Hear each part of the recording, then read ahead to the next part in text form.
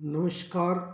मैं Rajesh Kumar, x sub inspector super 100 classes की ओर से आप सभी विद्यार्थियों, बुद्धिजीवियों, छात्रों एवं वरिष्ठ नागरिकों का आज के इस एपिसोड में हार्दिक स्वागत करता हूं। जैसा कि आपने हेडिंग यानी थंबनेल देखा कि अफगानिस्तान ने पाकिस्तान पर कब्जा शुरू किया, तो आइए जरा इसकी सच्चाई को और मामला यहाँ तक क्यों पहुँचा है उन कारणों को जरा हम समझदारी पूर्वक और एक इंटेलेक्चुअल की तरह इसे समझें। ये कहानी बहुत ही रोचक है और आपको दिखेगा कि पाकिस्तान इस समय चारों ओर से घिर चुका है। तो आइए बिना देर किए हुए हम इस पे वीडियो को आगे बढ़ाते हैं। आप जान रहे हैं कि अभी जो है पाकिस्तान और अफगानिस्तान के बीच में जो है भयंकर युद्ध चल रही है। कभी पाकिस्तान अफगानिस्तान पे अटैक कर देता है तो कभी अफगानिस्तान पाकिस्तान पे अटैक कर देता है। इसका सबसे बड़ा कारण समझिए कि क्या है। जैसा कि आप सभी दर्शक जानते हैं कि इस समय अफगानिस्तान में चुनी हुई सरकार नहीं है, ठीक है, बल्कि इसके जगह पे क्या है, एक कट्टरपंथी संगठन है जिसको हम तालिबानी सरकार बोलते हैं, है ना, तालिबानी सरकार बोलते हैं। तो इसी का शासन चल रहा है। अब देखिए यहाँ पे हो गया कि एक तालिबानी सरकार है जिसका की चल रही है, चुनी हुई सरकार नहीं है। ठीक इसको सही तरीके से समझना है तो आपको पाकिस्तान को भी समझना पड़ेगा, क्योंकि पाकिस्तान में भी चुनी हुई सरकार नहीं है, पाकिस्तान में चुनी हुई सरकार है, लोकतंत्र भी है, परंतु वास्तविक शासन किसके हाथ में है? सेना के हाथ में है, और आज की डेट में कहें तो मुनीर के हाथ में है। अब एक तरफ सेना है और दूसरी तरफ कट्टरपंथी हैं, तो विवाद तो लाजमी है ही है। तो चलिए जरा झगड़े के कारण को समझिए कि इसमें पाकिस्तान ने बोला है, इस झगड़ा का जो मुख्य कारण है कि पाकिस्तान के जमीन से एक आतंकवादी संगठन जिसका नाम है टीटीपी, क्या नाम है? टीटीपी, तहरीके पाकिस्तान तालिबान, ये जो है पाकिस्तान में आतंकवादी हमलाएं करता है। ये सारे आरोप हैं किसके? ये है पाकिस्तान के। अब जरा हम इसके और फ्लैशबैक में जाते हैं तो याद कीजिए कि 2014 में पेशावर पाकिस्तान में जो है एक अटैक किया गया था वहाँ के मिलिट्री स्कूल पे, जिसमें 132 पाकिस्तानी बच्चों की जान चली गई थी। आप सभी दर्शक कृपया यह सोचिए कि ऐसा क्यों हुआ। नो डाउट कि यह एक दर्दनाक हादसा था, क्योंकि बच्चा किसी भी देश का हो, किसी भी धर्म का हो, किसी भी संप्रदाय का हो, बच्चा बच्चा होता है और हर माँ बाप के लिए प्यारा होता है। लेकिन इसका दोषी कौन है? यदि आप गौर से सोचेंगे तो निश्चित रूप से उसका पूर्णतः दोषी पाकिस्तान है, क्योंकि उसने आतंकवाद को पैदा किया, पनपने दिया, और आज उसी का खामियाजा पाकिस्तान को भुगतना पड़ रहा है। और ये जो पाकिस्तान में आतंकवाद पैदा हुआ, इसका मेन जड़ कौन है? तो अमेरिका है। और अब जैसा कि आप सभी दर्शक जानते हैं कि अमेरिका के संसद में इस बात को कबूला गया था कि अपने फायदे के लिए वो पाकिस्तान को आतंकवाद के साथ क्या करता है? इस्तेमाल करता है, और दुनिया में हर जगह पे उन आतंकवादियों का इस्तेमाल वो करता है। लेकिन यह माजरा तब बदल जाता है जब 9/11 का हमला अमेरिका में होता है और दुनिया का सबसे भयानक आतंकवादी हमला होता है। वहाँ से गुड टेररिज्म और बैड टेररिज्म की थ्योरी पढ़ी जाती है। तो जैसी करनी वैसी भरनी होती है। तो चलिए, आपने ये देख लिया कि कैसे आतंकवाद का जन्म हुआ और पाकिस्तान का क्या आरोप है। अब यहाँ पे जरा आपको तालिबान का पक्ष भी समझना पड़ेगा। तालिबान भी एक चुनी हुई सरकार नहीं है, है ना। अफगानिस्तान में तख्ता पलट कर करके चुनी हुई सरकार का अभी जो है वहाँ एक कट्टरपंथी सरकार का शासन चल रहा है। लेकिन आपको एक बात यहाँ पे समझना पड़ेगा कि जब ये तालिबान ने अटैक किया तो उसके काउंटर में जो है पाकिस्तान ने हवाई हमला कर दिया। लेकिन पाकिस्तान की निर्ममता देखिए कि यदि हवाई हमला आपने किया तो उसके कोई सैन्य बेस पे करते, लेकिन नहीं, उसने सिविलियन एरियाज को टारगेट किया है, जैसा कि आपने ऑपरेशन सिंदूर के दौरान भी देखे हैं। मतलब मानवता यदि आप में नहीं है और आप दूसरों से मानवता की उम्मीद कैसे कर सकते हैं, तो यहाँ पे आपको समझना पड़ेगा।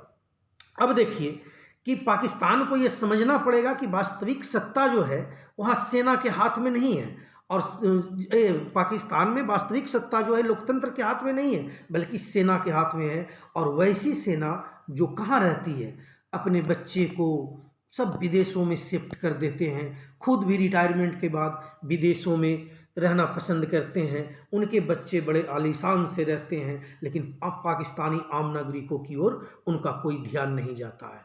तो अभी जो है जिस प्रकार अटैक किया गया पाकिस्तान द्वारा अफगानिस्तान पर, उसके बाद ये कट्टरपंथी संगठन कहाँ रुकने वाला था, जिसको कि आज हम तालिबान सरकार कहते हैं। लेकिन नो डाउट कि भारत से अफगानिस्तान के रिश्ते काफ़ी अच्छे रहे हैं। बीच में ये चूँकि एक कट्टरपंथी विचारधारा का संगठन है, तो इस लेकर के बीच में रिश्ते जो है नीचे चले गए, लेकिन फिर से धीरे धीरे वो रिश्ता अभी सुधर रहा है।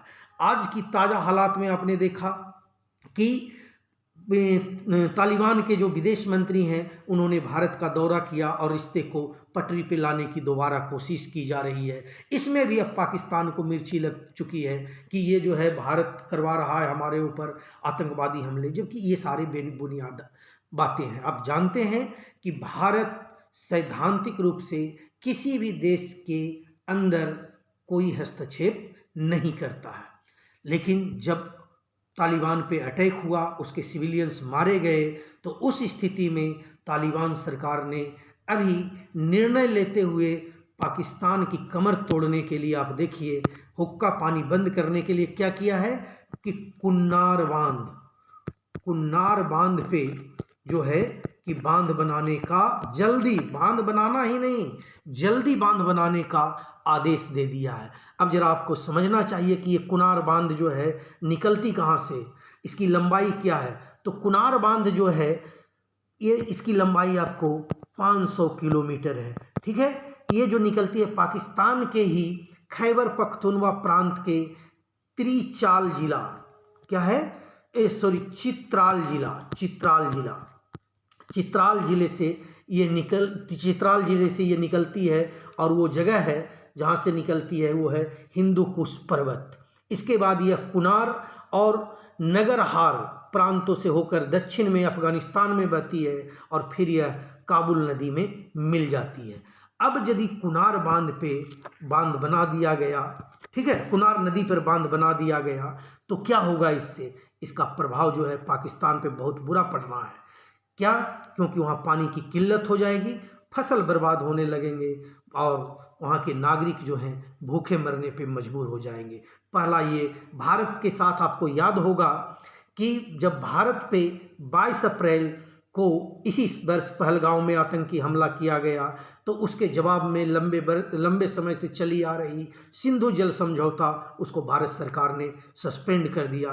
तो एक तरफ से भारत और दूसरी तरफ से तालिबान ने इस पे जो है कि मतलब अटैक करना शुरू कर दिया। और ये अटैक जो है तत्काल अफगानिस्तान की तरफ से तो सैन्य अटैक भी हैं, लेकिन भारत की तरफ से सैन्य अटैक आज की तारीख में नहीं है। लेकिन मामला कभी भी, जैसा कि आप जानते हैं कि ऑपरेशन सिंदूर जो है अभी ख़त्म नहीं हुआ है, ये कभी भी किसी भी गलत एक्टिविटियों का जवाब में पुनः चालू किए जा सकते हैं।